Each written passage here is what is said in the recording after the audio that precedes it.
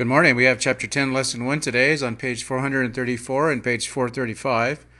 Chapter 10, brand new, we're going to be simplifying some rational expressions in Lesson 1. And as a review, on the right-hand side, I've listed the binomial square formula, a squared minus b squared, from Chapter 6 is the quantity of a plus b times the quantity of a minus b.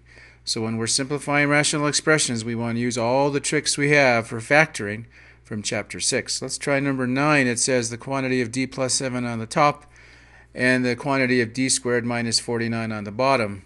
There must be a clue in that red stuff that says binomial square, and sure enough, I think the numerator looks like d plus 7. Put some parentheses. And the bottom turns out to be a binomial square of d plus 7 and d minus 7.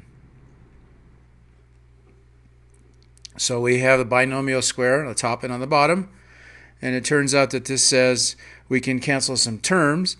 So I'm going to change my pen to red, and I'm going to cancel the d plus 7 and the d plus 7, and we end up with the solution being 1 over the quantity of d minus 7. Takes care of number 9.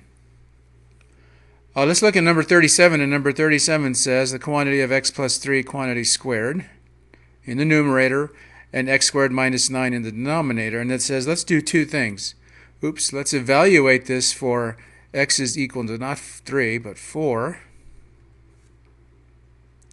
before and after we factor it. So let's do it before. Let's just plug in a 4 for wherever we see the x and see what happens. So we've got, looks like 4 plus 3 squared in the numerator, and the denominator looks like a 4 squared minus 9. Well, that's going to give us a 7 squared, which is a 49 on the top. And we have a 4 squared 16 minus 9, which is a 7 on the bottom. So we end up with 49 over 7. And so we end up with 7. The first way. And then it says, you know what, if you can, go ahead and factor it.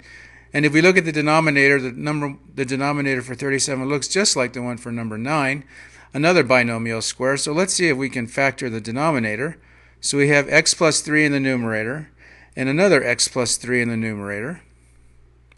And in the denominator, we're going to put x plus 3 and x minus 3 because this is a binomial square from Chapter 6. And we can simplify this. We have a term that can cancel out in the numerator and a term that cancel out in the denominator. So we end up with, going back to black, sorry here, we have in the numerator x plus 3, and in the denominator we have x minus 3. So what we're going to do now is we're going to evaluate this for x is equal to 4. So we have a 4 plus 3 in the top, and we have a 4 minus 3 in the bottom, and that gives us a 7 over 1, which turns out to be exactly the same thing. So we proved whether we substitute before or after factoring, we always get exactly the same answer. Number 9, number 37, simplifying rational expressions, Chapter 10, Lesson 1. That's it for today. We'll see you all tomorrow.